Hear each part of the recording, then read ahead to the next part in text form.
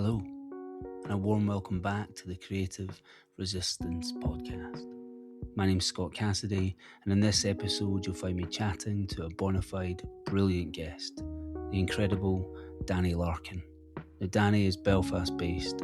She's a singer-songwriter, a producer, a multi-instrumentalist and a folk artist whose music lives courageously and draws a line between traditional song and something new, modern and unmistakably her own. She's performed on international stages from South by Southwest to WOMEX, for RTÉ, for the BBC, and most recently with the Ulster Orchestra and a 200-piece choir. I'll put links to that in the show notes. It's a truly spectacular performance. Now, her most recent album, Next of Kin, widens that world even further, blending cinematic scope with deep roots and tradition. And in this conversation, Dani reflects on the magic of growing up on the Irish border, how music became a bridge during her peace-building work in places like Palestine, Colombia, and how trusting her intuition above theory, above structure, above expectation has shaped the artist she is today. I hope you enjoy the conversation. Dani Larkin, very warm welcome to the Creative Resistance podcast. How are you? Oh, it's really lovely to be here, Scott. Delighted to have you here, and just want to give the listener a little bit of context. So I am just outside of Edinburgh, middle of the in Scotland. Whereabouts are you right now? I am in Belfast.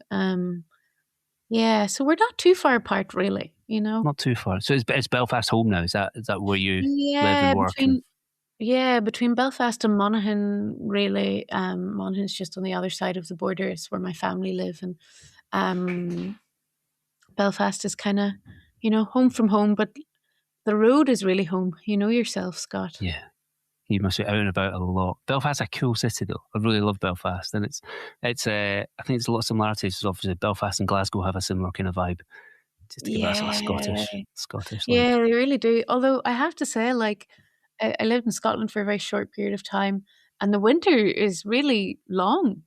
It's a good bit longer than it is here, in terms of how early in the day it gets dark. So don't be fooled by the Totally. Do you know what? There's been a lot of conversations.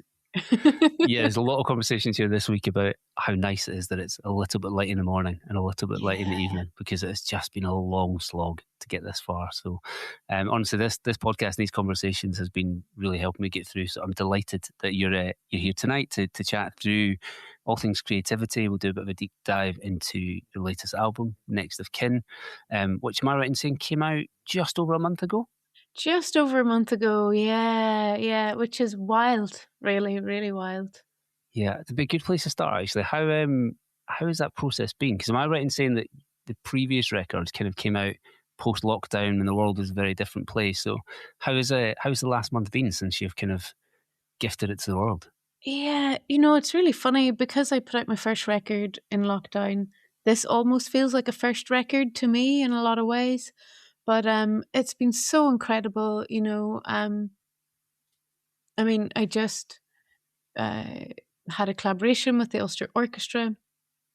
I did a gorgeous run of in-stores. We did something a wee bit differently. I really wanted to kind of get to see people on the road, So we did a run of in-stores that was all across Ireland, and I did one in London as well, and that was really nice. And that's kind of ahead of the bigger album tour, and I suppose people seem to love the record, which is like the most important thing, to get messages from people being like, "Whoa, I love this song," or to already kind of have people being like, songs from the record and the record itself kind of means something to people in their lives. Is it's why I'm here, really. Yeah, definitely, and we'll dive into that a bit deeper as the chat goes on. But so obviously the name of this podcast is The Creative Resistance. So I always like to start with a bit of a dig into people's sort of creative roots and how, what that looked like. So you mentioned there about where you're living. You've got family in the Monaghan side of the border. And I've read you speak about how your own creativity was shaped by growing up where you do, kind of in the borderlands, that sort of place of duality, if you like. Especially at the moment where, watching the news every day, there's a lot of chat about borders. And I think borders is sort of symbols can often be seen as being places of friction, places of division. But listen to your work and listen to previous podcasts you've done and reading interviews, you seem to view them more as a sort of fertile in-between space. And I'm really intrigued about whether you feel that growing up in the area you did influenced your initial need to tell stories, and just what early creativity looked like for you. Yeah, I mean, already just in that kind of statement or intro that you give, I already have so many questions for you. But we can answer this one first and see how we go, Scott. Yeah. Maybe a few things. I grew up on the border, but I suppose I didn't really realize it until I moved away, right? Kind of like for most of us, we don't really know we're in something until we come away from it. And then, my mother will tell you that I sang before I could talk and I wrote poetry long before I wrote any songs. I think she still has my first poem from, when I was 8 or 9 years old. Wow. So I think, and I remember one time losing my voice when I was about 12 or 13. And I was devastated. I remember it was the first time I ever did any kind of drawing or art. I remember just being so heartbroken, honestly, at the time that my way of moving through the world and processing the world was kind of lost to me for 2 days. Maybe you would describe that as traumatic, but it was really everything to me then, and it's certainly everything to me now. Um, and I think there's something kind of, as I moved away from home a little bit, you kind of realize that, there's so much magic in the place in between places. There's so much for me, living within two worlds, as I kind of describe it, to realize that there are two jurisdictions, there are two sets of rules. And in my head, it's more, well, if there are two, there are more than two. And if there are more than two, it's infinite possibility. And I think when I think of that from a creativity kind of perspective or my own process, I really have taken the time to listen to my creative self. Maybe or intuition is probably the best way to describe that, and to really take that time to listen and to trust it. There's something about that. There's something about growing up on the border that creates a certain kind of space to explore, to move beyond those boundaries or borders or thresholds and into something new. And I think then that kind of just comes back to any work that I do, and I think you can really hear that in Next of Kin as well. Yeah, definitely. No, I think it's amazing, and it's fascinating how many people talk about poems being the first thing that they wrote. I think that's interesting. You said that obviously as a songwriter, there's a direct link, but I think it's easy to forget, so a lot of people talk about how the fact that, I don't like poetry's not for me.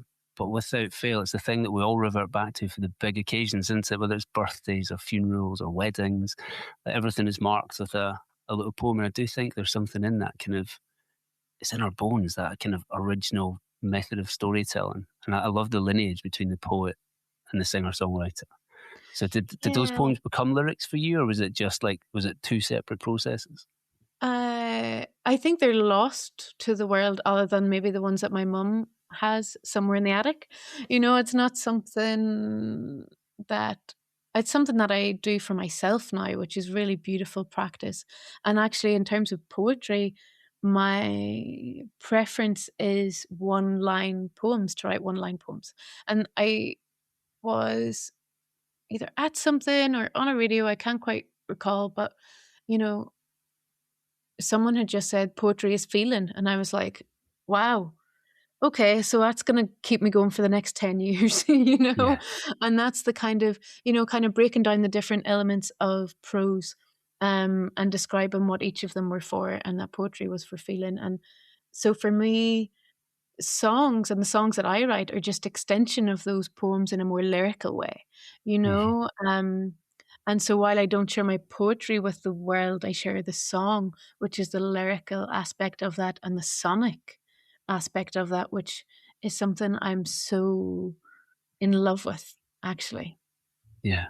Oh, I love that. It's beautiful. And yeah, we'll dig into kind of what that looks like in the creation of Next of Kin and some other work shortly. But thank you for sharing that about the sort of creative roots. I think it's something that always fascinates me. And I think it's it's incredible to hear different people's stories. So rewinding a little bit, so before we speak about current sort of music career, before your music centre stage, am I right that you worked in peace building and mediation in some pretty incredible places, Palestine, Indonesia, Colombia?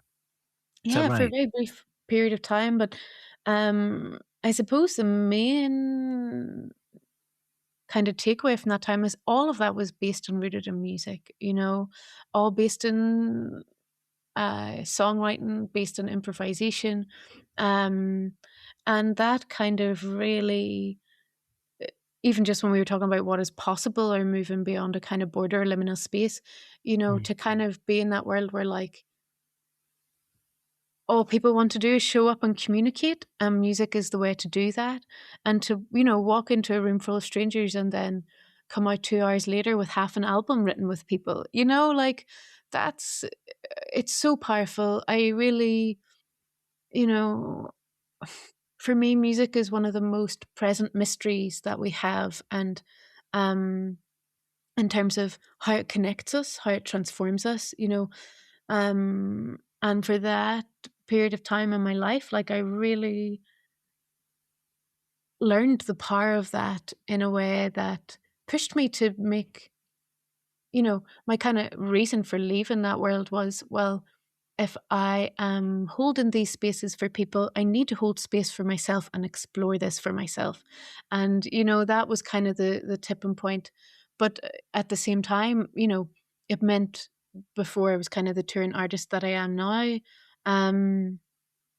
it meant that I was already quite comfortable with being on the road and being in different places, and kind of all of that was quite familiar to me. And I learned so much, I you bet. know.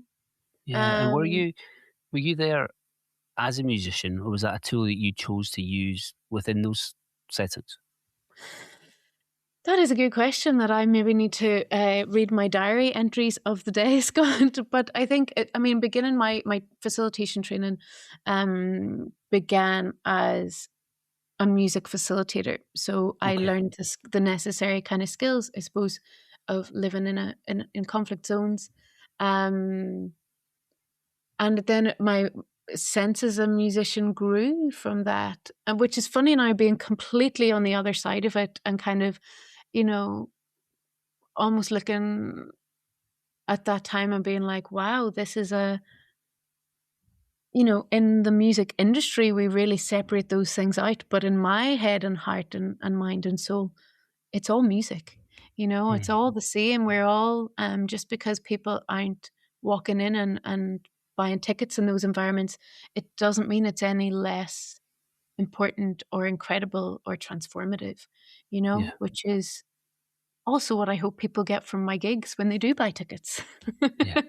Definitely, and I've got having listened to the songs, I've got no doubt they will. And I think there's something about that folk tradition as well of music as a conversation, which I think must lend itself Mm. incredibly well to those kind of that sort of peace building, you know, sort of in troubled environments and people who have had a traumatic time. It must be an incredibly powerful tool.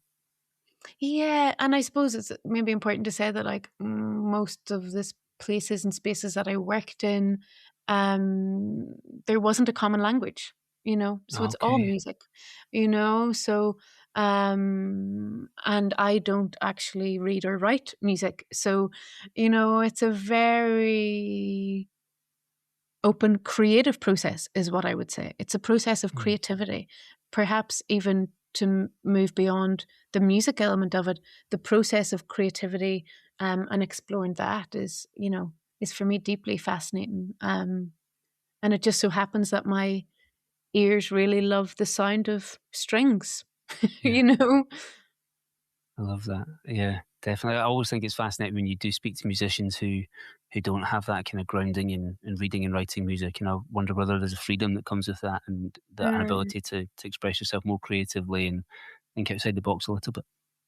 Yeah, I have to say, definitely at different times, like, for example, with the collaboration with the Ulster Orchestra the other night, and you're standing in front of a conductor, and literally I'd be like, I have no idea what that person's hands are doing or what they mean. Do you know? Like, it's literally like, How did that feel for you? Did you feel oh, was it's that? incredible. It's, Yeah. now I can be in that space and be like, whoa, this is cool, and enjoy it. And for it to be quite an epic experience, especially because there was a choir there as well. So, Mm. there was performing with over 200 people. And then, my kind of solo voice as the glue, I suppose, or the main melody. Um, but, definitely at different times, I would have really been afraid of those spaces and felt really like an imposter in those Mm. spaces, because I don't come from that world. I don't feel that way now. And, you know, but I suppose the nature of these things is I might feel that way again, but I don't feel that way presently. And um, I think something like at different times I've been like, oh, I really want to learn music theory. Um, and then other times I think, no, I don't, because I wonder would that change how my brain works and thinks and makes it work, because I just go with how it feels in my body actually as well, what it sounds like. And I can just very kind of intuitively say yes or no. And Mm. that's how I form the creative pathway for anything that I work on. And I kind of had a thought of, would I really start to think in intervals? And is that something that I want to do? And I've decided, at least for today, Scott, that it isn't. So maybe ask me next week. Yeah. No, I love that. I love that. And I think trusting your gut and going by feeling, if it strikes a chord in you, there's a real chance it's going to strike a chord in the people that you are trying to share it with when you gift it out to the world as well, which is it's Yeah. incredible. Yeah. Yeah.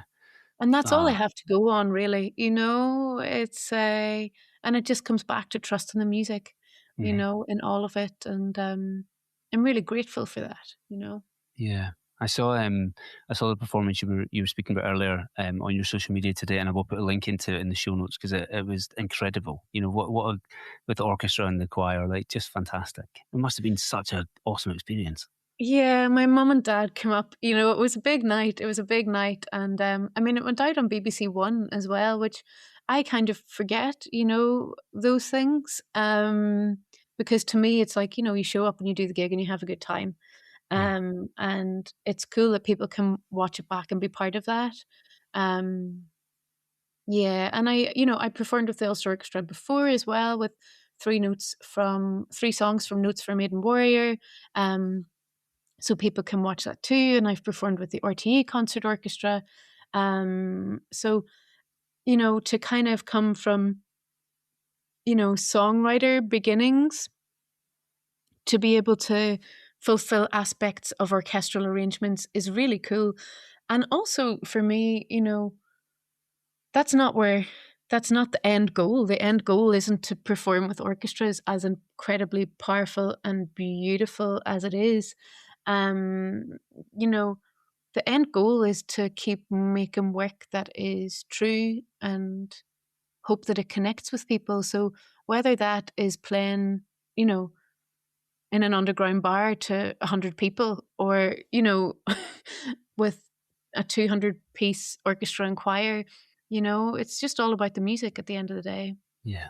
Yeah, and expressing it in different ways. Yeah, gorgeous, gorgeous. You mentioned their Notes for Maiden Warrior, it's a seamless segue into the next thing I wanted to chat about.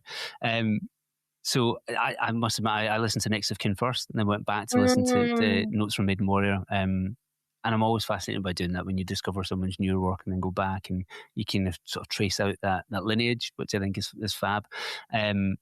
So I love the kind of bare bones and that kind of folk intimacy from that original album. But the new album, Next of Kin, feels much more kind of cinematic, and I've heard you describe it as such, much more sort of structured and larger in scope.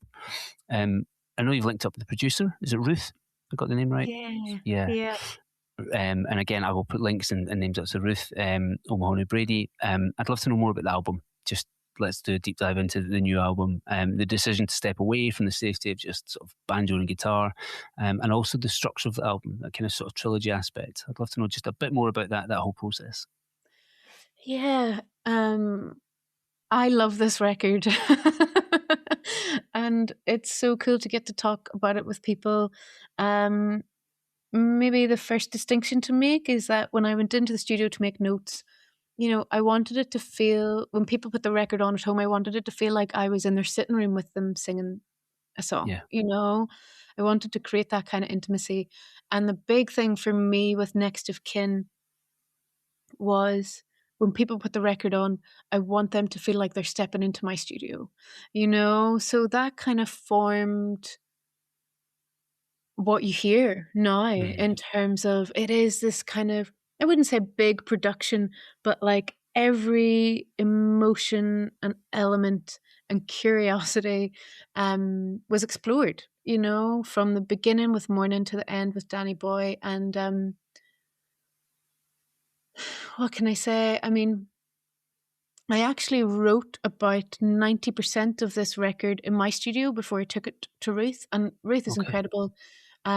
She works with Sam Smith and Feist and Gorillaz and Lisa O'Neill as well. And I'd never met her before, and I just called her up and asked if she wanted to make a record, and she said yes. And that's Love that. how that happened, And it's really cool, kind of what we were chatting about before in terms of that kind of classical world. Like, that's the world that Ruth comes from when she plays piano and synth. So it was almost quite, she could fill in the parts that were missing within my kind of, musical vocab, or, be like, oh, what would it be like if we filled out this chord on this section? So that was a really beautiful partnership. I wrote all the string arrangements on it as well, which was the first time I'd done anything like that. So I suppose coming back to that sonic trilogy, the record really starts in darkness, and it actually starts with a breath. I don't know if other people can hear that, but I kept that in because I wanted the record to start with a breath, almost as if the first breath before morning arrives, that kind of aspect of, it's darkest before the dawn, and so that's kind of where we begin the record, and we stay in that lovely period, lovely cocoon of darkness for a couple of songs, and that's where you have She Moved Through the Fair, which is a traditional track, and the kind of field recording behind that is a recording that I took in Nablus in the West Bank in Palestine. Wow. And so that exists in there for me. There are aspects of solidarity that to me are irrevocable and part of everything that I do. And it was important to me to include those in ways that make sense and honor people and place and culture. And we kind of move in from that moment of darkness almost into a kind of coming of age with David, which for me is like, I made a joke on stage once and the drummer really laughed. He was like, this is about as C-mat as it gets. It's a very light country pop bop, emphasis on the light aspect of those two genres, but it is a kind of a coming of age track, and then we move into adulthood with the songs like High King and To Be Enough and Come Home to Me and Caledonia, which hopefully I'm getting away with from a Scottish perspective, but you can let me know at the end. It's a brave one, because it is Caledonia, as I'm sure you're aware. It's like a kind of, it's like the sort of real national anthem of Scotland. Like, like people love it, and it's a beautiful, beautiful version of it on the album. And but it's an incredible song. To give that some context, I remember being 16 years old and going on a kind of lads' holiday when I was still at school, which was just a ludicrous thing to do at that kind of age. And it was Caledonia that we would put on when sitting at the pool, when getting ready to go out at night. And it literally was one of those sort of loop your arms around your mates. Everyone sings it. Everyone knows it. So yeah, brave but beautiful choice. And I think you've totally nailed it on the album. Oh, I'm gonna can you write that in a letter so I can read it every day, you know? It's funny, the other kind of side of that coin, as an example, like She Moved Through the Fair, um, on RTÉ, which is like the national broadcaster in the south. You know, they were like, it takes real chutzpah to do a cover of She Moved Through the Fair. And I was like, should I think about these things before I do them? Comes You back to that know? trust in your gut again, doesn't it? Like, just Yeah, if it feels right, do it. Yeah. that feels right. And it was, you know, with She Moved Through the Fair, I'd actually had 5 days in the studio with Ruth. I got a phone call, and someone was like, do you want to audition for this film? And I was like, sure. I've never done that, but why not? And they said I had to play a banjo and sing a traditional song.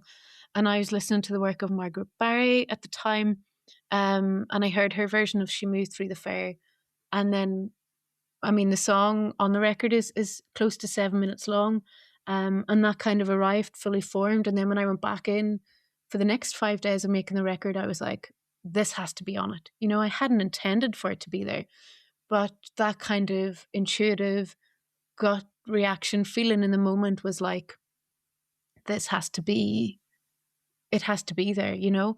And I suppose kind of to wind up, wind down, who knows, wind in some direction. The kind of trilogy aspect, the sonic trilogy aspect of the record, we have those beautiful string arrangements in the kind of adulthood segment of the record. And then we have this tune called Love and Liberation, which is just like such a euphoric moment in the set, in the live set. And I think that's a big difference for me as an artist, kind of moving into this upcoming tour, is that this is yes, it's a singer-songwriter folk gig, absolutely. And it's more in the realm of how do we explore that sonically together and elevate that, you know? And so there are lots of little ways that I do that now, which is so cool to really think about the production in a live setting, not just the production on a studio album. But with Love and Liberation, you know, we've kind of already gone through this process of darkness and fear and despair. And then, you know, on a lad's holiday singing Caledonia. And then we get to Love and Liberation. And we realize that together we really can do extraordinary things. And that really gets me every time. You know, it gets me every time. It's a powerful And moment, the Love and Liberation on the album. I think it does. It really stirs emotion, which is amazing. Do you find that when you're performing, does that feeling change for you as people know the record more? Because I guess that once the record's been out for a bit, so if you're touring it now, the chance that the audience have listened to it and dug into the lyrics, and so is that kind of an evolution as well? Yeah, I mean, ask me after the tour and I'll see if my answer has changed. But I think with, for example, Caledonia, I had been playing it for a little while before it made it onto the record. So actually, there was almost a feeling of expectation I had on myself that it would be on the record and that people would be expecting it. I think as people get to know them, and I think this is one of the cool things about being an artist, is like people start singing your songs. Like I never thought that would ever happen, you know? And they really then start to connect with them. And then you get chatting to people after at the merch stand and they're like, this got me through a really tough time, or this was when I proposed to my wife, or, you know, you're part of people's lives in a really big way that try not to think about too much, you know? Yeah. There's a magic in it for sure. Absolutely. I've chatted to a few people on the podcast recently, and I've totally unintentional, but there's been some sort of core themes that have come up. And one of them that has come up in the last few conversations is the importance of process over product. So the kind of, you know, the art being the kind of act of creating, which I think is especially important at the moment, you know, in this kind of era of consumer capitalism when everything's about more, you know, for less, that demands kind of constant productivity. I'd certainly feel like Next of Kin sort of pays homage, you know, to that process, to the act of noticing, to the importance of being kind. you spoke there about the sort of use of the life cycle as a structure. I'm intrigued about the thinking behind that, and whether you tackled the songwriting with that kind of theme in mind already. You know, did you hang the songs from that framework, or did that become apparent as you were writing songs and choosing songs that already existed? That would be the last question on Who Wants to Be a Millionaire, Scott. Wouldn't it? You know? Yeah. Are you going to phone a friend? Should we add someone in? You know, it's really interesting for me with all of my songs and arguably any compositions as well. I just write them. And then after that, I might come back to them 6 months later. I might come back to them a week later. I might come back to them 5 years later. I might only have a voice recording, which is how actually the process starts for me with everything, is usually my phone or a dictaphone that I carry about as well. And I'm very old-fashioned, Scott. But it's just having that immediacy of capturing the moment that the song exists is the important thing for me. And then if I really love it then, which I usually do, because if I don't love it, then I stop singing it. You know, it's like, oh, this doesn't quite, and maybe love isn't quite the right word, but something like, oh, I really like that, or okay, wow, that's just revealed something to me. Then I sing it and I record it. And actually what I do in those moments is I will, at the beginning of the audio recording,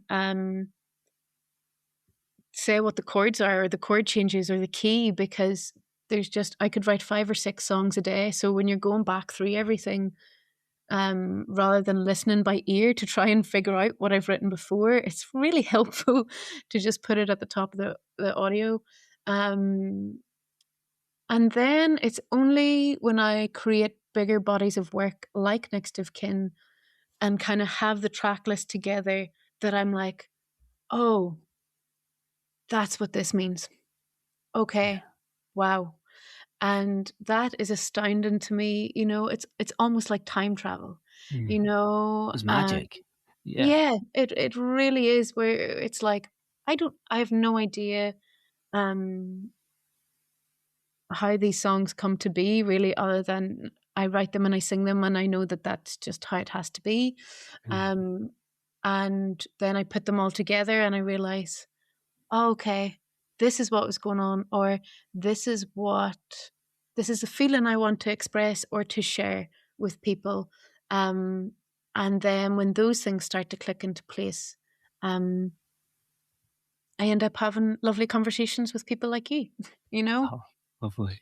Yeah, you know, there's something about that, like, and I'm going to sound old-fashioned here, but that's the kind of art of the album, isn't it? That it's a series of ideas that are pulled together, often organically, without even knowing. But again, once you gift that to the listener, that's going to mean something different to me than it would to the next listener, than it did to you. But that's what creativity is. You know, I love the fact that you've gifted it to the world, and the rest of us can make sense of it in a way that means something to us. Yeah, and I think that's cool. It's the whole point of releasing stuff, right? Because otherwise it stays mine in my own realm of ideas and thoughts and hopes and dreams and fears and all of it together. And then once it's released into the world, people get to make their own mind up. Or, you know, I really believe that music, and hopefully that this record will find its way to the people that want and need to hear it, you know, Yeah. in spite of, you know, whatever else might be happening in the music industry that we exist in. Like, I really believe that this work will find its way, as I do with all work and creativity, because it has to, you know. Yeah, definitely. I read a quote, which I loved, where you described music as just fucking magic, which links to kind of what we said before, which I totally agree with. What do you think it is we get from music that helps us navigate the kind of bonkers, mad world that we're trying to sort of swim through? Oh, that's a big question, That's a Scott. big I wasn't question. prepared for Yeah. that. No, I think so much. I mean, for me, so much. Many layers of things. One that stands out is presence. You know, when we're playing music, when I'm playing music, I am present. I cannot be anywhere else physically or emotionally. I can't text at the same time as playing guitar and singing. I mean, I probably could, but you know, I don't want to. And so it asks us to show up in the present moment, whatever that looks or feels like. And I think that's really important. Where our attention is right now, attention and intention is really important. Um, I think it's really cool that, like, you know, we go to a gig, we walk into a room, and whenever we come out of that gig, we're completely transformed.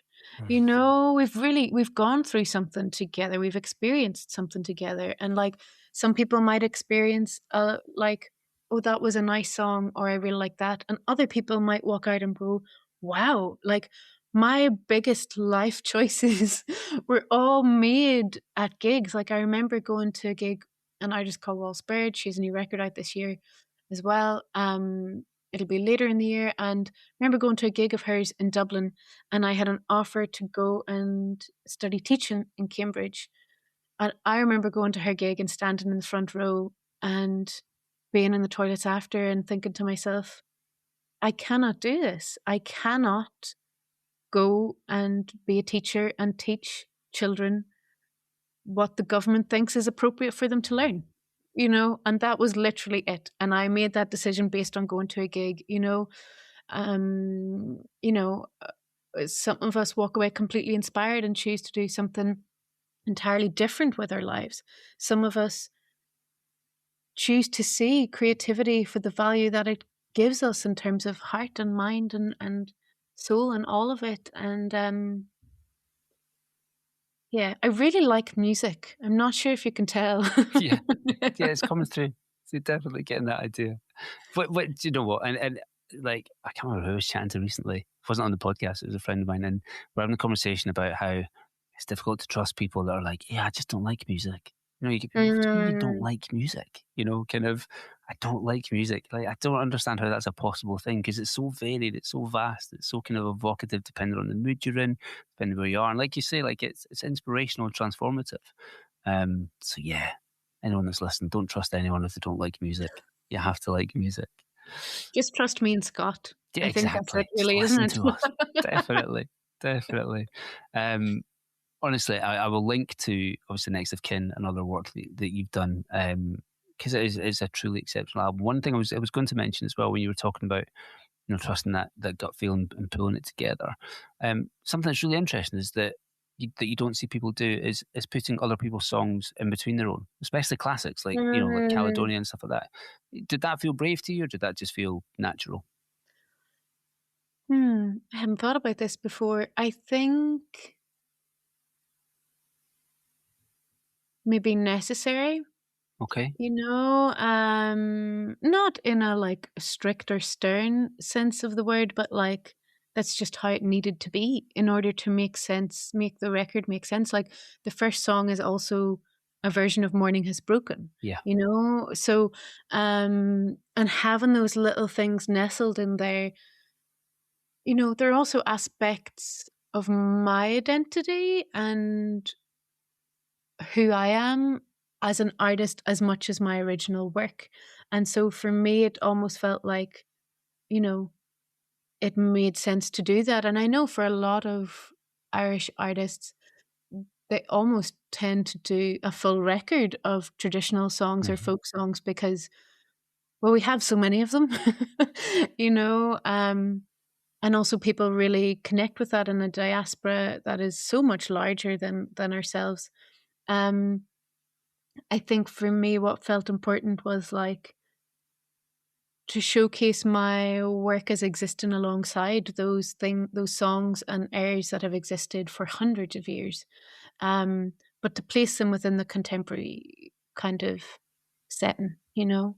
Yeah. Um, I think it and I really. suppose, Sorry, on you go. sorry, You go. I was just going to say, and I suppose the thing for me is like, you know, next of kin as a concept. as a record is supposed to be that the songs themselves are a next of kin, for anyone who listens to the record. So through all the seasons of our lives, we have these songs that we can come back to. And, that for me, part of that is Danny Boy, which is an ode to Sinead O'Connor. Part of that is, She Moved Through the Fair that my mother sang, but placed within the context of Palestine. And another part of that is Morning Has Broken, because the first time I started to sing was in folk groups at Mass, which is a bygone era, but, still formative. So, that they're almost companions, that they're, hopefully next of kin somewhere along the way. Next of kin, and I think it's a real testament to the power and the beauty and the magic within your own songwriting, that your own songs kind of bookends, some traditional classics and some more modern, but well loved and well listened to classics. So it's incredible, really beautiful album. And as I say, we'll put links up. But if people want to connect with you, find out a little bit more, follow your journey, what's the best place and how do they do that? Yeah, so best place is DaniLarkin.com. I actually have a really exciting tour coming up I suppose we're into March now, which is a terrifying thought. We're like in 2026. How did that happen? But I'm on tour in March and April throughout Ireland and the UK. I will be in Glasgow on 10th of April, so it'll be really cool to see people at that and check out all the other tour dates. I think my favorite aspect of terms of people getting in touch is also the newsletter. I have a newsletter called Feather and Flint, as well as kind of all the socials. And everything is listed on the website. The website is kind of the home for all of that. So if you go to DaniLarkin.com, say hello and come to a show and I'll see you there. Yeah, I shall put links up and I'm going to try and get through to the Glasgow show as well. So it'll be good to say hello in person. So yeah, it'd be awesome. Dani, thank you so much for taking the time to chat about this. I'm really excited about the album, I'm excited about the tour, and happy to keep on hollering about it as well. So yeah, huge thank you. Oh, cheers, Scott. What a pleasure.